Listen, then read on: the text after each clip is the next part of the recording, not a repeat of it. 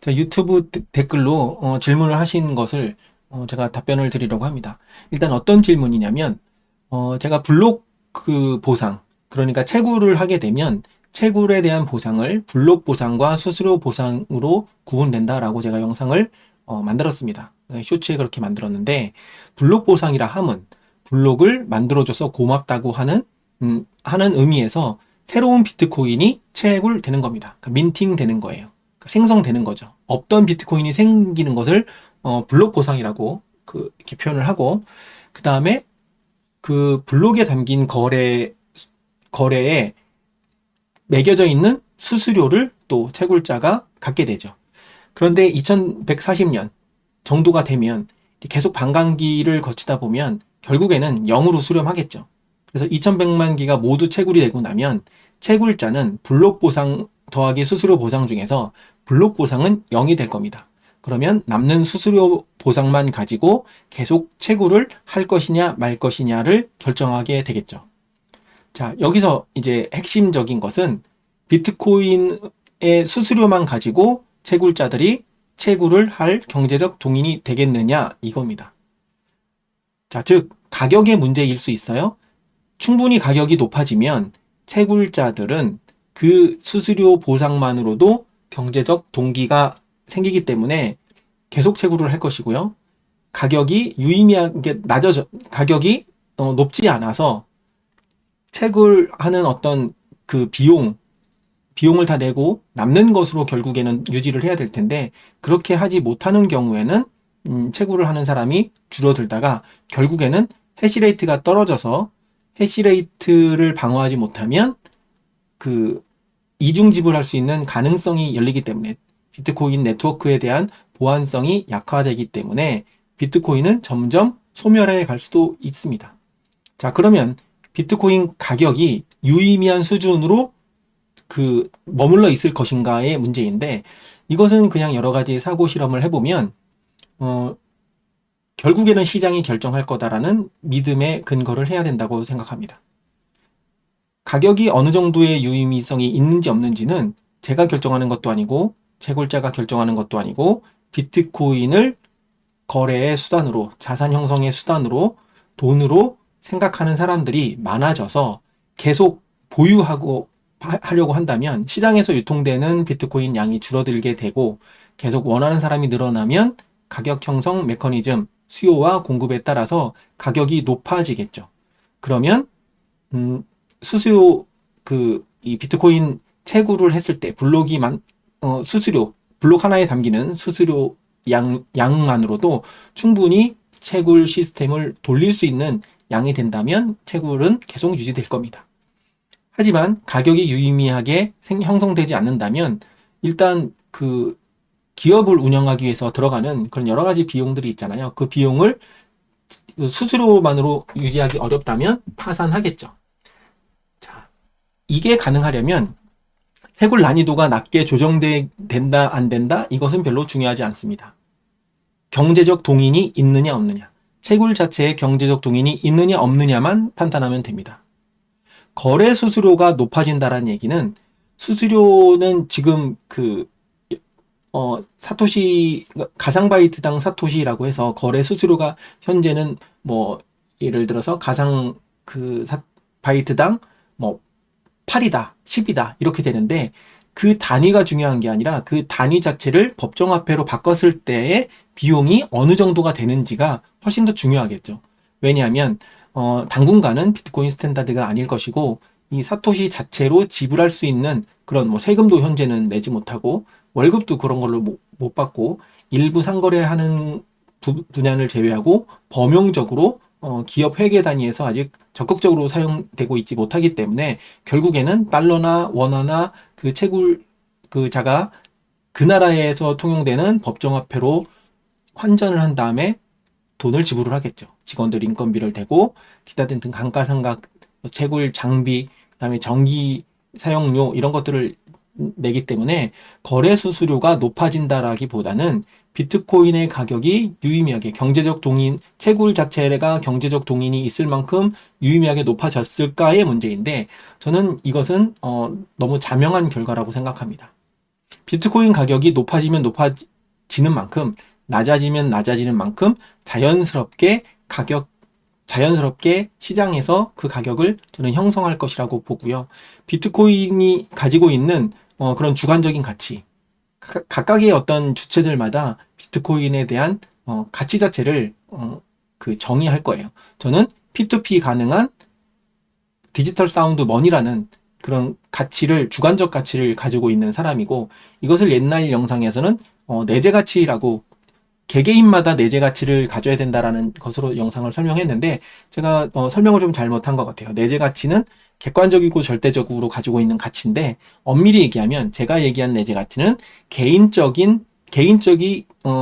갖는 비트코인에 대한 그런 가치니까 주관적 가치라고 표현하는 게 맞을 것 같습니다. 그래서 비트코인이 나에게 어떤 의미가 있는지를 정의하는 것은 매우 중요하고, 나만 정의하는 게 아니라 비트코인을 이해한 사람들은 각자 다 그런 것들을 정의합니다. 심지어는 4848라는 그 투기의 대상으로 나는 여기고 있다. 이것도 비트코인에 대한 주관적인 가치가 되는 거죠.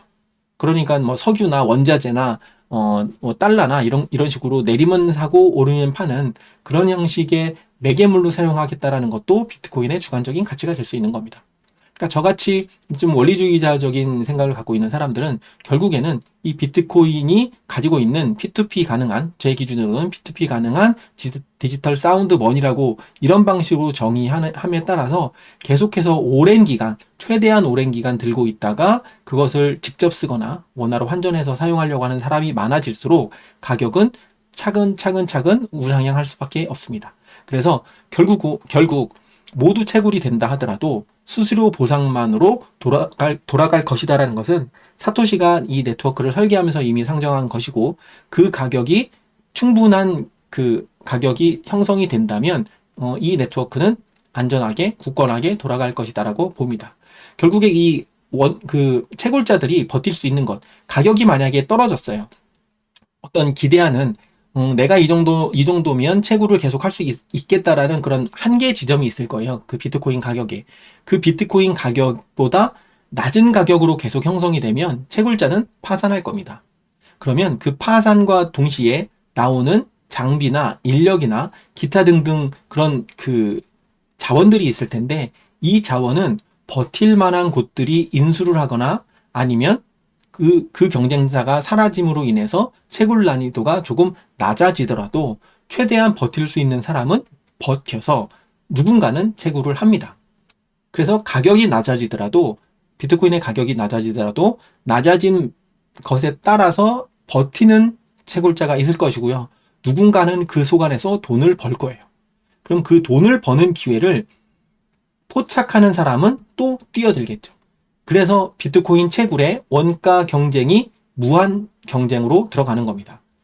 인건비라든가 뭐 임대료라든가 뭐 전기 이런 그 소요되는 이 원가라고 생각하는 부분들을 최대한 낮춰야 해시레이트가 낮아져도 그 채굴을 할수록 이윤이 높아지기 때문에 원가를 낮게 하기 위해서 기술 경쟁이 또 일어나겠죠. 대표적으로 인건비가 많이 들어갈 것 같아 라고 하면 인건비를 낮추고 자동화할 수 있는 그런 메커니즘을 찾거나 아웃소싱 줘서 도입할 것이고요.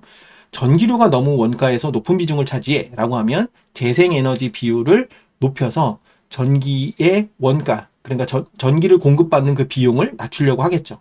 그래서 다른 보고서들을 보면 비트코인을 채굴하는 채굴자들이 전체 사용하는 에너지 중에서 대략 40에서 50% 사이 되는 그 정도가 재생에너지 비율이라고 그렇게 표현되어 있는 그런 보고서도 전 본 적이 있습니다.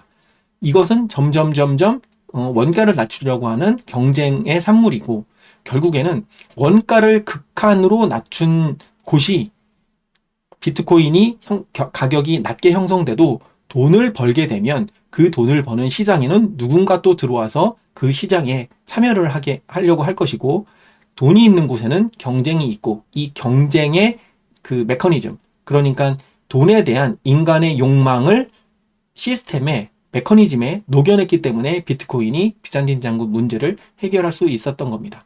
이것을 오롯이 기술이나 경제학이나 테크놀로지나 뭐 그런 하나의 어떤 수단으로 해결을 하려고 했던 것이 과거 비잔틴 장군 문제가 난제로 남아 있었던 이유라면 그 사토시는 인간이 갖는 돈을 향한 열망, 욕심을 시스템에 녹여냈기 때문에 돈을 벌 수 있는 기회를 찾는 사람은 누구든 채굴을 할 것이다라는 가정을 가지고 일종의 소셜 시험을 했는데 이 실험이 성공했고 지금은 거스를 수 없는 대세로 자리를 잡았기 때문에 지금 이와 같은 가격이 형성됐다라고 볼 수 있겠죠. 그래서 비트코인이 최초에 시작됐을 때는 그 할피니 같은 경우에 사토시에서 이런 것을 보면 자기 노트북으로 채굴을 했는데 노트북 팬이 너무 많이 돌아서 시끄러워서 껐다. 뭐 이런 표현도 있고요.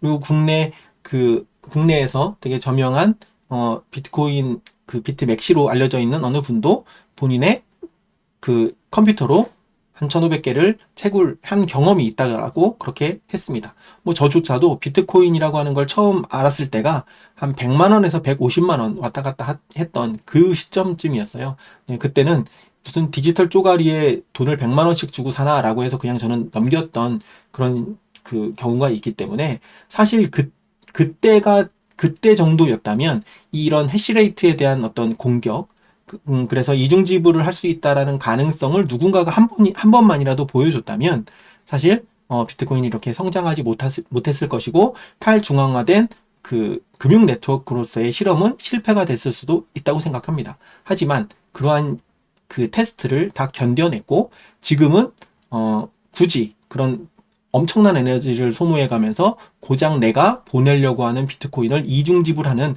그런 행위를 하기보다는 채굴을 해서 채굴 그 보상을 받는 것이 훨씬 경제적인 이득을 얻겠다라는 그런 그 시스템의 명확성을 보여줬기 때문에 지금까지 비트코인이 살아있는 것이고 지금까지 살아있다라는 것은 앞으로도 이러한 메커니즘으로 인해서 인간의 욕심으로 인해서 비트코인은 계속 살아남을 가능성이 높다라고 그렇게 이해하시면 될 것 같습니다. 이게 비잔틴 장군 문제의 여러 가지 메커니즘 중에서 인간이 갖는 돈을 향한 욕망을 시스템의 메커니즘으로 녹여냈다라는 점에서 진짜 사토시의 천재성이 보여 있는 거죠. 그래서 수수료 보상만으로 돌아가는 것은 가능할 것이다. 지금도 돌아가고 있고 앞으로도 이러한 돈을 향한 욕망은 사라지지 않을 것이기 때문에 그리고 그것이 한순간에 해시레이트가 그 곤두박질 쳐서 누구도 이것에 해시레이트 경쟁을 하지 않으려고 하는 그런 상황이 오지 않는 이상 이것은 지속적으로 계속 돌아갈 것이다.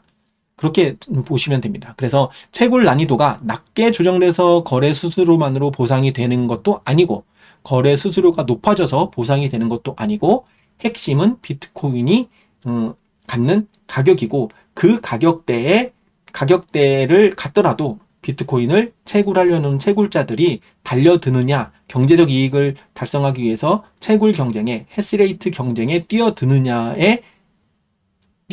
이것이 핵심이라고 보시면 될 것 같습니다. 약간은 선문답 같지만 이 둘 중에 어느 것에 가까울까요? 라고 해서 그 질문하신 분의 질문 중에 하나를 제가 선택하기는 좀 어려울 것 같고 이것을 관통하는 것은 해시레이트의 경쟁 그리고 그 경쟁은 결국 가격이라고 하는 그런 수요 공급 법칙에 따른 그런 메커니즘이라고 좀 우회적으로 설명을 드리는 것이 좋겠다라고 생각해서 mem프를 보면서 간단히 답변을 드렸습니다.